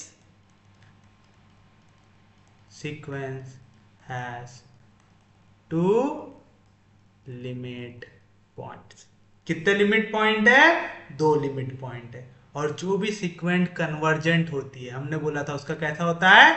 यूनिक लिमिट पॉइंट होता है यहाँ पे वैल्यू जाके सिर्फ एक वैल्यू पे कंडेंस करती है, एक वैल्यू पे कन्वर्ज करती है, 2 वैल्यू पे करती है क्या? नहीं करते। तब therefore sequence fn is not convergent. समझा? पक्के में समझा? सच में समझा? कोई दिक्कत नहीं। सेम तरीके से देखो सीक्वेंस gn की बारी। सीक्वेंस gn आपने क्या लिया? -1 का पावर n+1 लिया। तो चलो n का पहला नंबर क्या होता है? नेचुरल नंबर 1, तो 1 + 1 2, -1 का स्क्वायर +1। फिर n की जगह रखो 2, 2 + 1 3, तो -1 का क्यूब -1। फिर power 4 1, power 5 -1 and so on. यहाँ पे भी इस सीक्वेंस के कितने लिमिट पॉइंट आ रहे हैं? 2। तो कभी भी आपको बोला ना ऐसी सीक्वेंसेस लिखो जो कन्वर्ज नहीं करेंगी। सबसे आसान तरीका रहता है fn को ले लो -1 का पावर n, -1 का पावर n+1। ठीक है, -1 का पावर n लेके भी काम चलता है, -1 का पावर n+1 लेके भी काम चलता है। वो डिपेंड करता है हमको यहाँ पे इसके एडिशन और मल्टीप्लीकेशन को क्या दिखाना है उसके ऊपर करता है। कोई भी दिक्कत नहीं, कोई भी डाउट नहीं। ये कैसे किया समझ में आया पक्के में? अब इस सीक्वेंस के भी आपको कितने लिमिट पॉइंट दिख रहे हैं? 2, क्योंकि इसकी जो भी ऑड टर्म है वो किस पे कन्वर्ज कर रही है? 1 पे। इवन टर्म किस पे कन्वर्ज कर रही है? -1 पे। तो कितने लिमिट पॉइंट आ रहे हैं? 2 लिमिट पॉइंट आ रहे हैं। फिर से तो आप लिखेंगे this sequence has 2 limit points. आप चाहो तो मेंशन भी कर दो 1 एंड -1, यहाँ पे भी कर सकते हैं -1 एंड 1। 2 लिमिट पॉइंट आ रहे हैं तो सीक्वेंस कन्वर्जेंट हो सकती क्या? नहीं हो सकती। तो sequence gn is not convergent. अब देखो मैंने यहाँ पे दोनों का एक का पावर n और एक का पावर n+1 क्यों लिया? पहला तो मेरे को इनके एडिशन को प्रूव करना है कि ये कैसा है हमारा? कन्वर्जेंट है। तो चलो इनका एडिशन निकाल लेते। Sequence fn + gn। एडिशन कैसे निकालते? करस्पॉन्डिंग टर्म्स ऐड होंगी। यहाँ पे पहली टर्म क्या है? -1, ये ऐड होंगी 1 पे। -1 + 1 कितना आ गया? 0। दूसरी टर्म ऐड होंगी, इसकी दूसरी टर्म 1, इसकी -1, दोनों का ऐड करो 1 - 1 0। तीसरी टर्म ऐड होंगी -1 + 1 कितना आ गया? 0। ऐसी चौथी टर्म भी 0 और ऐसा चलते जा रहा है। तो याद रखना जब भी आपको कन्वर्ज दिखाना है, दो सीक्वेंस का एडिशन और मल्टीप्लीकेशन कन्वर्जेंट दिखाना है, तो क्या करना? -1 का पावर n एक को लेना और पावर को 1 से बढ़ा देना। -1 का पावर n+1 ले लेना। तो इससे याली सीक्वेंसेस कभी कन्वर्जेंट भी नहीं आएंगी और इनका एडिशन कैसा आ जाएगा? एडिशन और मल्टीप्लीकेशन कन्वर्जेंट आ जाएगा। आगे आपके पास अभी एक और एग्जांपल आएगा जहां पे हमको कन्वर्ज करते हुए दिखाना पड़ेगा सब्ट्रैक्शन और डिवीजन। तो जब भी सब्ट्रैक्शन और डिवीजन होना तो दोनों टर्म को क्या लेना? -1 का पावर। तो ये याद कर लो कि अगर आपको एडिशन और मल्टीप्लीकेशन को दिखाना है कि कन्वर्ज कर रहे, तो आप एक को लोगे -1 का पावर n, दूसरे को लेंगे -1 का पावर n+1। और अगर आपको कभी भी सब्ट्रैक्शन और डिवीजन को दिखाना है तो -1 का पावर n लेना, दोनों में हो जाएगा। तो बताओ यहाँ पे हर एक टर्म क्या आ रही है? 0 आ रही है, यानी इसकी टर्म्स किस पे जाके कंडेंस कर रही है? 0 पे। तो ये क्या हो रहा है? यहाँ पे आ रहा है यूनिक लिमिट पॉइंट। तो आप लिखेंगे this sequence has unique limit point 0 है। तो ये सीक्वेंस कैसे हो गई? कन्वर्जेंट हो गई। तो आपने लिखा therefore fn + gn converges to 0, यानी कन्वर्जेंट सीक्वेंस हो गई। सेकेंड, आपको सीक्वेंस चाहिए यहाँ पे fn × gn चाहिए। fn × gn corresponding term multiply होंगी -1 × 1 क्या हो गया? पहली टर्म हो गई -1, सेकेंड टर्म मल्टीप्लाई होंगी 1 × -1 क्या हो गया? -1, थर्ड टर्म मल्टीप्लाई होंगी -1 × 1 क्या आएगा -1। तब आपको ये चीज समझ में आ गई, इसके हर एक टर्म क्या आएंगे -1। तो आप लिखेंगे this sequence has unique limit point -1। और एक ऐसी सीक्वेंस जिसका यूनिक लिमिट पॉइंट वो कैसी होती है कन्वर्जेंट होती है। तो आप लिखेंगे therefore sequence fn into gn converges to -1। यानी हमने क्या प्रूव कर दिया, hence the sequence hence fn and gn be two sequence such that fn plus gn and fn into gn converges and the sequence fn gn may fail to converge। यानी यहाँ पे fn और gn, fn भी converge नहीं कर पाया, gn भी converge नहीं कर पाया, लेकिन इनका एडिशन कर गया कन्वर्ज, इनका मल्टीप्लिकेशन भी कर गया कन्वर्ज। तो आपको अब एक चीज समझ में आ गई, मेरे को अगर कभी बोले ऐसा एग्जांपल दो जहां पे sequence fn sequence gn converge नहीं कर रही, लेकिन सीक्वेंस fn प्लस gn और fn इंटू gn कन्वर्ज कर जाए, तो मैं क्या लूंगा, fn को लूंगा -1 का पावर n, gn को लूंगा -n का पावर n प्लस 1। यानी हम -1 वाले ही एग्जाम्पल देने वाले हैं, आगे भी जाके -1 के एग्जाम्पल देने वाले, लेकिन -1 का पावर n लिए हो तो gn की टर्म लोगे एक पावर बढ़ा के, ताकि जब हम ऐड करें तो वैल्यू 0 हो जाए, जब हम मल्टीप्लाई करें तो वैल्यू 1 ही आए। समझा पक्का? कोई दिक्कत नहीं, कोई डाउट नहीं, समझा? अब देखो इसमें अगर आपको मल्टीप्लीकेशन और सब्ट्रैक्शन वाला पूछे तो उसको कैसे करेंगे। अगर आपको यही क्वेश्चन कुछ इस तरीके से पूछे, late fn and gn be two sequences such that sequence fn minus gn and sequence fn upon gn converge। Show by an example that the sequences fn and gn was fail to converge। ठीक है, चलिए अब हम यहाँ पे क्या करेंगे, हम दोनों को ले लेंगे सेम वैल्यू। तो हम लिखेंगे लेट सीक्वेंस fn और सीक्वेंस gn दोनों हो जाए -1 का पावर n। -1 का पावर n मतलब पहले n की वैल्यू 1 रखो, तो -1 का पावर 1 -1, फिर -1 का पावर 2 1, -1 का पावर 3 -1, -1 का पावर 4 +1 एंड सो ऑन। कितने लिमिट पॉइंट आ रहे हैं यहाँ पे, 2। तो आप लिखेंगे दीज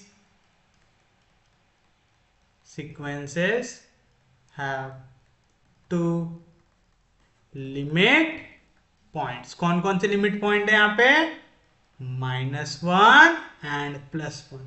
अगर यूनिक लिमिट पॉइंट हो तो कन्वर्ज, तो अगर यूनिक लिमिट पॉइंट नहीं है तो कन्वर्ज कर रहा है क्या, नहीं कर रहा। तो आप लिखेंगे therefore the sequences fn and gn do not converge, या तो इज नॉट कन्वर्जेंट आएगा। तो ये सीक्वेंस कन्वर्ज नहीं कर रही। अब अगर ये सीक्वेंस कन्वर्ज नहीं कर रही तो आपको क्या दिखाना है कि ये सीक्वेंस भले ही कन्वर्ज ना करे, लेकिन fn माइनस gn और fn अपॉन gn क्या होना चाहिए, कन्वर्ज करना चाहिए। तो चलिए अब हम निकालेंगे सीक्वेंस नाउ। कौन C sequence, fn minus gn। तो पहली टर्म सब्ट्रैक्ट होंगी, दोनों की पहली टर्म क्या है -1, -1 में से -1 गया 0। दोनों की दूसरी टर्म सब्ट्रैक्ट होंगी, 1 में से 1 गया 0, -1 में से 1 गया 0, 0 में से 1 गया 0। क्योंकि यहाँ पे दोनों टर्म कैसी है, सेम है, दोनों सीक्वेंस मैंने सेम लिया। तो fn की भी पहली टर्म है -1, gn की भी पहली टर्म है -1, दोनों के बीच का डिफरेंस 0। fn की भी पहली दूसरी टर्म है 1, gn की भी दूसरी टर्म है 1, 1 में से 1 गया जीरो। इसका हर एक टर्म क्या आ रहा है, जीरो आ रहा है। यानी यहाँ पे लिमिट पॉइंट कितने आ रहे हैं, एक आ रहे हैं। मतलब यूनिक लिमिट पॉइंट कैसा है, यूनिक है। तो आप लिखेंगे दिस सीक्वेंस है यूनिक लिमिट पॉइंट, जिसकी वैल्यू क्या है, जीरो। और जो सीक्वेंस होती है जिसका यूनिक लिमिट पॉइंट होता है वो क्या करती है, कन्वर्ज करती है। Therefore sequence F N minus ji N converge to zero. आ गया, तो ये कन्वर्ज हो गया। जैसे सेम यहाँ पे था, यहाँ पे भी कन्वर्ज नहीं कर रहे थे, लेकिन एडिशन कन्वर्ज कर रहा था, मल्टीप्लिकेशन कन्वर्ज कर रहा था। पे इज नॉट कन्वर्जन लिखने के बजाय लेकिन डू नॉट कन्वर्ज लिखा करो, ज़्यादा अच्छा लगता है सुनने में। जैसे इसको ऐसा लिखे, sequence F n do not converge, ऐसा लिखा करो। F n is not convergent की जगह sequence F n do not converge, ज़्यादा बेटर लगता है सुनने में। ठीक है, तो एफ एन माइनस जी एन ये क्या कर रहा है, कन्वर्ज कर रहा है जीरो से। अब सेकेंड वाले की बारी, क्या है, f n upon g N. करो करस्पॉन्डिंग वैल्यू को डिवाइड। एफ एन का भी पहला टर्म है माइनस वन, जी एन का भी पहला टर्म है minus one, minus one upon minus one हो जाएगा वन। एफ एन का दूसरा टर्म है वन, जी एन का दूसरा टर्म है वन, वन अपॉन वन क्या हो जाएगा, वन। तो आपको एक चीज समझ में आ रही है, यहाँ पे आप कितनी भी वैल्यू को डिवाइड करो सब क्या आएंगी, वन, क्योंकि एफ एन और जी एन दोनों क्या है, माइनस वन का पावर एन है। यहाँ पे भी मेंशन करो क्या, where n belongs to n, mention करो यहाँ पे where n belongs to n. N क्या है यहाँ पे, नेचुरल नंबर है। तो ये छोटी छोटी बारीकियां भी हमको याद रखना है, हमको कोई मौका नहीं देना है सामने वाले को हमारा मार्क काटने का। आप जितना परफेक्ट आंसर लिखेंगे उतना बेटर रहेगा। अब बताओ यहाँ पे यूनिक लिमिट पॉइंट आ रहा है कि दो लिमिट पॉइंट आ रहा है, वहां पे सिर्फ एक एलिमेंट आ रहा है वन, यानी उसकी पहली टर्म, दूसरी टर्म, तीसरी टर्म, चौथी टर्म, सबका इनफाइनाइट नंबर ऑफ टर्म्स की वैल्यू क्या आ रही, वन आ रही। तो कैसा लिमिट पॉइंट है यहाँ पे, यूनिक लिमिट पॉइंट है। तो आप लिखेंगे this sequence have unique limit point. Unique limit point एक ऐसी सीक्वेंस जिसका यूनिक लिमिट पॉइंट है, वो क्या करती है, कन्वर्ज करती है। तो therefore the sequence F n upon g n converges to one. किसको कन्वर्ज करेंगे, ये वन पे, जो भी लिमिट पॉइंट रहा उस पे जाके क्या करता है, वो कन्वर्ज करता है। उम्मीद है समझाऊंगा, कोई भी दिक्कत नहीं, कोई भी डाउट नहीं, सबको समझा। चलिए अब हम देखते हैं हमारा नेक्स्ट क्वेश्चन। ये थोड़ा सा इंपॉर्टेंट है, ठीक है। प्रूव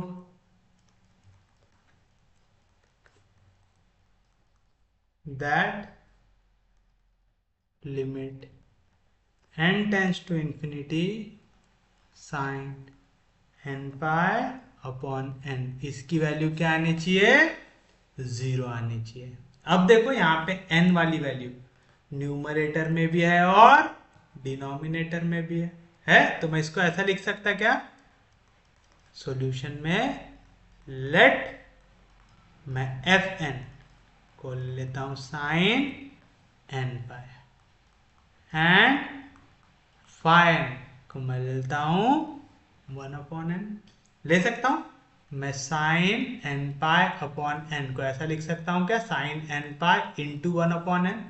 तो ये हो गई मेरी पहली सीक्वेंस, मैंने एफ एन से डिनोट कर दिया। ये हो गई मेरी दूसरी सीक्वेंस, मैंने इसको फाई एन से डिनोट कर दिया।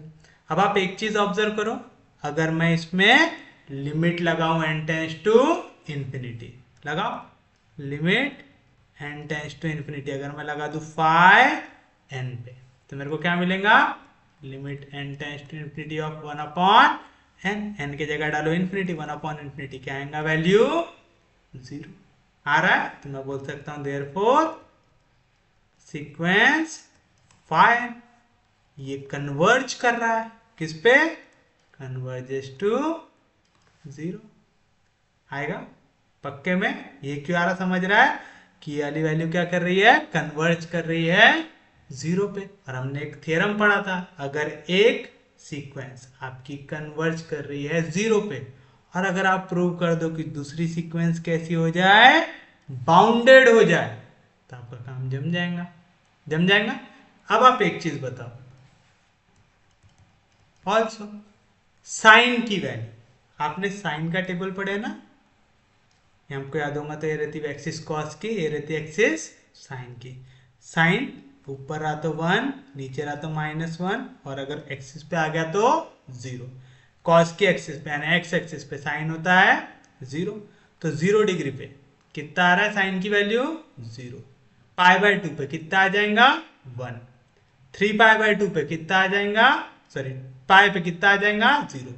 3π/2 पे -1, 2π पे 0। फिर अगले राउंड पे जैसे ही आगे बढ़ा और 90 ऐड किए तो 1, उसके बाद 0, उसके बाद -1, उसके बाद 0। यानी आपको एक चीज समझ में आई, साइन की सबसे छोटी वैल्यू क्या हो सकती है, -1 हो सकती है। उससे छोटी हो सकती है क्या, नहीं। साइन की सबसे बड़ी वैल्यू क्या हो सकती है, 1 हो सकती है। अगर ऐसे में नहीं समझ में आ रहा तो आपने एक फॉर्मूला पढ़ा है, sine square theta plus cos square theta equals to 1। अगर कॉस थीटा हो जाए 0 तो कॉस की जगह 0 आ जाएगा, तो आपको क्या मिलेगा, साइन स्क्वायर थीटा की वैल्यू आएंगी 1 टेकिंग स्क्वायर रूट। तो साइन थीटा की वैल्यू क्या आ सकती, +-1, यानी सबसे छोटी वैल्यू -1, सबसे बड़ी वैल्यू +1 आ सकती पक्के में। तो ये चीज आपको याद रखना है, साइन और कॉस दोनों में, साइन और कॉस की सबसे बड़ी वैल्यू हो सकती है +1, सबसे छोटी हो सकती है -1, होता है, तो हमको मालूम है। ऑल्सो वी नो दैट, क्या मालूम है, आपकी साइन की वैल्यू -1 से बड़ी या -1 हो सकती है, < 1 हो सकती है, for every n belongs to n। आप कोई भी नंबर ले लो, हर एक नंबर के लिए आपकी साइन की वैल्यू हमेशा -1 और 1 के बीच में ही आना है ना। ज्यादा से ज्यादा होंगी 1 और कम से कम होंगी -1। मतलब एक तरीके से आपने बता दिया, ये हो गया आपके लिए लोअर बाउंड, ये हो गया आपके लिए अपर बाउंड, यानी साइन की वैल्यू इनके बाहर जा सकती क्या, नहीं जा सकती। तो आप बोल सकते therefore sequence sine and pi is bounded, that is sequence fn is bounded। समझा, बाउंडेड क्यों समझ में आया, क्योंकि साइन की मैक्सिमम वैल्यू हो सकती है 1, साइन की मिनिमम वैल्यू हो सकती है -1। इस रेंज के बाहर कभी भी साइन फंक्शन जा सकता क्या, नहीं जा सकता, यानी साइन फंक्शन कैसा होता है, बाउंडेड होता है। तो आपने लिखा साइन एंड पाई, ये सीक्वेंस कैसी हो गई, बाउंडेड हो गई। एक सीक्वेंस कन्वर्ज कर रही है 0 को, दूसरी सीक्वेंस है bounded, and we know that, क्या मालूम है, if sequence phi n converges to 0, यानी कोई भी एक सीक्वेंस, दो मल्टीप्लीकेशन ना, तो उसमें से एक सीक्वेंस कन्वर्ज होनी चाहिए 0 से, and sequence fn is bounded, यानी एक सीक्वेंस कन्वर्ज हो रही है 0 से, दूसरी सीक्वेंस कैसी है, bounded, then sequence fn into phi n, ये भी क्या होंगी, कन्वर्ज करेंगी किसको, 0 को करेंगे। तो आप बोल सकते हो therefore sequence fn phi n will converge to 0, that is sequence fn into phi n, मतलब fn सीक्वेंस क्या लिया आपने, साइन एन पाई, तो sine n pi into phi n, phi n की वैल्यू क्या लिया आपने 1/n, 1/n मल्टीप्लाई करोगे तो यहाँ पे डिवीजन में आ जाएगा n, विल कन्वर्ज टू 0। एक सीक्वेंस कन्वर्ज कर रही है 0 पे, देयरफॉर आप क्या बोल सकते हैं, जैसे ही आप लगाओगे limit n tends to infinity इस सीक्वेंस पे, यानी sine n pi upon n पे, तो आपको आंसर क्या मिलेगा 0। और यही प्रूव करना था आपको, इजी है। तो बस ये वाला प्रूफ करने के लिए आपको क्या आना चाहिए, एक थ्योरम आना चाहिए कि अगर दो फंक्शन मल्टीप्लाई हो रहे, उसमें से पहले फंक्शन वाला जो सीक्वेंस है वो कन्वर्ज कर जाए 0 पे और दूसरा सीक्वेंस बाउंडेड हो तो इनका मल्टीप्लीकेशन भी क्या करेगा, कन्वर्ज करेगा 0 पे। और हमको मालूम जब भी क्वेश्चन में साइन या कॉस आ जाए ये सीक्वेंस हमेशा कैसा होता है, बाउंडेड होता है। जब भी इक्वेशन के डिवीजन में n आ जाए, n हमेशा किसको टेंड करता है, इन्फिनिटी को। 1/∞ वैल्यू क्या देगा, 0। तो जिसके भी डिवीजन में n आ जाए मेरे को मालूम वो जाके कन्वर्ज करेगा किस पे, 0 पे। तो क्वेश्चन को देखते बरोबर मेरे को समझ में आ गया, डिवीजन में n है यानी कन्वर्ज करेगा 0 पे। न्यूमरेटर में साइन n पाई है मतलब बाउंडेड, दिख रहा। और न्यूमरेटर में भी n था, डिवीजन में भी n था। हम लोग एक बार में एक ही n लेते हैं, तो पहले n को मैंने ले लिया fn में, दूसरे n को मैंने ले लिया फाइन में, ले लिया। इजी था, समझा पक्के में, सच में समझा, पक्के में समझा। चलिए अब एक और क्वेश्चन देखते हैं, आज के दिन का हमारा last question.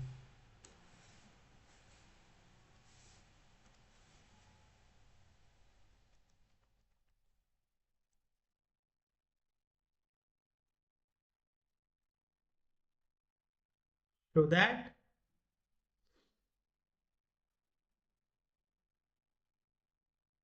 the sequence fn where fn की वैल्यू है 1 प्लस 1/3 प्लस 1/3 का स्क्वायर अप टू 1/3 का पावर n-1 ये कन्वर्ज करती है। और आपको वैल्यू निकालना है फाइंड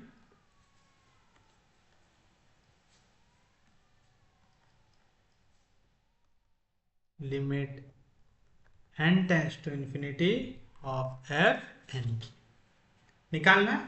तो चलिए बताइए सॉल्यूशन में सबसे पहले आप क्या लिखेंगे, एफ एन मेरे को यहाँ पे दिया हुआ है, क्या दिया हुआ है 1 प्लस 1/3 प्लस 1/3 का स्क्वायर अप टू 1/3 का पावर n-1। अब आप एक चीज देख रहे हैं, याली सीक्वेंस आपको कौन से फॉर्म में दिख रही है, ज्योमेट्रिक सीक्वेंस के फॉर्म में, है ना। पहली टर्म थी 1, उसको जैसे ही मैंने मल्टीप्लाई किया 1/3 से तो मेरे को मिली नेक्स्ट टर्म जो थी 1/3। नेक्स्ट टर्म को फिर से जब मैंने मल्टीप्लाई किया 1/3 से तो मेरे को मिला 1/3 इंटू 3 का स्क्वायर, ऐसी मिली। और टोटल कितनी टर्म्स मिली, देखो लास्ट वाली वैल्यू क्या है, n-1 है और पहली वैल्यू थी 1, तो टोटल कितनी नंबर ऑफ टर्म्स है, n नंबर ऑफ टर्म्स है। देखो यहाँ पे डिवीजन में 3 का पावर कुछ भी नहीं था तो क्या रहा होगा 3 का पावर 0, तो हम 0 से n-1 तक गए, यानी टोटल कितनी नंबर ऑफ टर्म्स आई, n नंबर ऑफ टर्म्स आई। तो यहाँ पे n नंबर ऑफ टर्म्स के लिए हमको ज्योमेट्रिक सीक्वेंस मिल रही है।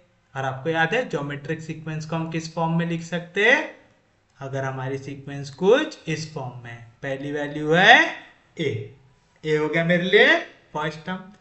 तो सेकेंड टर्म कैसे मिलेंगी, मेरे को एक कॉमन मल्टीपल को मल्टीप्लाई करना पड़ेगा, तो a मल्टीप्लाई हो गया r से हुआ। तो मैंने यहाँ पे जैसे r है हमारे लिए 1/3, तो कॉमन मल्टीपल को क्या ले लिया, r ले लिया। नेक्स्ट टर्म क्या आई, a r का स्क्वायर आ गई, और last term I a r का पावर n-1। समझा, a क्या होती है, फर्स्ट टर्म होती है, r क्या होता है, कॉमन मल्टीपल होता है, यानी एक ऐसा मल्टीपल जिसको आप जब पिछली टर्म में मल्टीप्लाई करेंगे तो आपको नेक्स्ट टर्म मिलेगी। इस टाइप के सीक्वेंस को आप किस फॉर्म में लिखते हैं, आप इसको हमेशा लिखते हैं a×1 माइनस r का पावर n/1 माइनस r के फॉर्म में। ये फॉर्मूला याद रखना है आपको, एक आएगा फॉर्मूला है ज्योमेट्रिक सीक्वेंस का, क्या रहता, a×1 माइनस r का पावर n/1 माइनस r। याद रहेगा, पक्के में याद रहेगा, सच में याद रहेगा। तो आप देख सकते देयरफॉर सीक्वेंस एफ एन की वैल्यू आएंगी a की वैल्यू क्या है 1, तो आ गया 1×1 माइनस r का पावर n। r की वैल्यू क्या है, कॉमन मल्टीपल, जो वैल्यू आप मल्टीप्लाई करके अगली टर्म बना रहे क्या है 1/3, तो आ गया 1/3, इसका पावर n, 1 का पावर n हो जाएगा 1, और 3 का पावर n हो जाएगा n upon 1 minus r, r की वैल्यू है 1/3 आएगा। आप चाहो तो ऐसे लिख सकते, या तो पहले इसको यहाँ पे लिख दो फिर सीक्वेंस fn में लिखो। पहले इसको यहाँ पे सॉल्व करके दिखाते हैं। यहाँ पे a की जगह है 1, तो आ गया 1 इंटू 1 माइनस r, r की वैल्यू क्या है जो मल्टीप्लाई कर रहे हैं 1/3, उसका पावर है n upon 1 minus r, r की वैल्यू है 1/3 आ रही है। तो बताइए क्या आएगा, 1 से मल्टीप्लाई करो कुछ भी चेंज होता है क्या, नहीं था। 1/1 का पावर n 1 अपॉन 3 का पावर n, 3 का पावर n अपॉन 1 में से 1/3 गया तो क्या आएगा 2/3 आएगा। कोई भी दिक्कत, कोई भी डाउट? 2/3 कहाँ पे, डिनोमिनेटर में ऊपर लेके जाएंगे तो न्यूमरेटर में तो क्या हो जाएगा 3/2, तो आ जाएगा 3/2 टाइम्स 1 माइनस 1/3 का पावर n। अब हमको इसकी क्या चाहिए, limit n tends to infinity लगाने के बाद क्या आंसर आता है, तो निकाल लेते हैं। Therefore limit n tends to infinity लगा देते हैं, किस पे, fn पे। तो लग गया fn पे, क्या आएंगी value, limit n tends to infinity of क्या नंबर है 3/2 इंटू 1 माइनस 1/3 का पावर 3/2 कांस्टेंट है, लिमिट के बाहर आ गया। 1 पे लिमिट लगेगा तो क्या आएगा आंसर 1 ही आएगा। कांस्टेंट पे जब भी लिमिट लगता है तो क्या मिलता है, कांस्टेंट टर्म मिलता है, minus limit n tends to infinity of 1/3 का पावर n आएगा। मैं 1/3 के पावर n को ऐसा लिख सकता क्या, 1/3 का पावर n लिख सकता। कोई भी दिक्कत, कोई भी डाउट? और अगर आपको याद हो, आपने थोड़ी देर पहले एक डेरिवेशन पढ़ा, क्या कि लिमिट अगर n टेंड कर रहा है इंफिनिटी पे और मैं लगाऊं r के पावर n पे, तो इसका आंसर क्या आता है मेरा 0। कब, जब r की वैल्यू लेस देन हो जाए 1 से। और देखो यहाँ पे क्या वैल्यू है 1/3 है, 1/3 सीधी सी बात है 1 से छोटा है? तो ये जो वैल्यू है ये कैसी है, लेस देन 1। तो इस पे जब भी limit n tends to infinity लगेगा 1 से पावर छोटा उसके पावर n, तो आपको क्या मिलता है आंसर 0 मिलता है। तो आ जाएगा 3/2 इंटू 1 माइनस 0, 1 माइनस 0 कितना होता 1, 3/2 1 जार 3/2, तो आपको मिला limit n tends to infinity of fn, इसकी वैल्यू आ गई 3/2। कैसे निकाले समझा, याद रखना ये वाला फॉर्मूला बहुत इंपॉर्टेंट है। कौन सा, limit n tends to infinity, n tends to infinity जब भी आप लगाते हैं r to the power n पे आंसर आएगा 0। शर्त क्या है, यहाँ पे r जो है ये लेस देन 1 होना चाहिए, mod of r is less than 1 आएगा। Mod of r is less than 1 मतलब इसका मतलब क्या होता, r की वैल्यू लेस होनी चाहिए 1 से और बड़ी होनी चाहिए -1 से, ये होता है mod of r is less than 1 का मतलब क्या कि r -1 से बड़ा है लेकिन 1 से छोटा है। तो देखो यहाँ पे 1/3, 1/3 1 से छोटा है यानी वाली रेंज में आ रहा, तो इस पे जब भी आप पावर n लगाओगे limit n tends to infinity तो आंसर क्या आ जाएगा 0। तो limit n tends to infinity लगाने के बाद आंसर क्या आ रहा है 3/2 आ रहा है, यानी लिमिट एग्जिस्ट कर रहा है। ये जो लिमिट एग्जिस्ट करता है उसी पे आपकी टर्म का क्या करती है, कन्वर्ज करती है। तो आप लिखेंगे देयरफॉर द सीक्वेंस, कौन सी सीक्वेंस थी, fn कन्वर्जेस टू 3/2। 3/2 पे कन्वर्ज करी, समझ रहा है, जो भी लिमिट का पॉइंट होता है उस पे जाके अगर आपकी लिमिट एग्जिस्ट करती है, अगर यूनिक लिमिट रही तो हमेशा एग्जिस्ट करेगी। अगर यहाँ पे limit n tends to infinity निकालने के बाद आपका आंसर आ रहा है तो उसी पॉइंट पे जाके आपके पूरी सीक्वेंस क्या करेंगे, कन्वर्ज करेंगे। तो सीक्वेंस fn ये कन्वर्ज करेंगे 3/2 पे, तो ये रहेगा आपके लिए आपका फाइनल आंसर। तो आप लिख सकते therefore the sequence fn is convergent and limit n tends to infinity of fn, इसकी वैल्यू आ गई 3/2। तो ये हो गया हमारे लिए हमारा फाइनल आंसर। समझा, इजी था। इस पे सबसे हार्ड कंसेप्ट कौन सा है, आपको ज्योमेट्रिक सीक्वेंस निकालना आना चाहिए, है ना। कॉमन मल्टीपल क्या है यहाँ पे ये समझना चाहिए, फर्स्ट टर्म क्या है ये समझना चाहिए, और ये फॉर्मूला याद चाहिए। अगर ये याद है और दूसरा आपको ये वाला कंसेप्ट याद है कि limit n tends to infinity r to the power n, इसकी वैल्यू आएंगी 0 कब, जब mod of r less than रहेगा 1 से, यानी r की वैल्यू -1 और 1 के बीच में रहेंगी। तो इसका आंसर क्या आता, 0 आता। अगर आपको ये दो कंसेप्ट आते तो ये क्वेश्चन में कुछ भी दिक्कत है क्या, नहीं है। तो उम्मीद है आज का लेक्चर आपको समझ में आया होगा। आप देख रहे होंगे इसके कंसेप्ट थोड़े से अलग होते हैं, है ना। एकदम बहुत ज्यादा आसान होते हैं क्या रियल एनालिसिस के कंसेप्ट, नहीं, थोड़े से कॉम्प्लिकेटेड होते हैं। बट अगर एक बार आप वो कंसेप्ट को अच्छे से पकड़ लो फिर आपको दिक्कत नहीं आती है क्वेश्चंस में। तो उम्मीद है आपको कंसेप्ट अच्छे से समझ में आ रहे होंगे। अगर आपको लेक्चर समझ में आ रहे, यूजफुल लग रहे तो प्लीज चैनल को सब्सक्राइब कीजिए, वीडियो को शेयर कर दीजिए।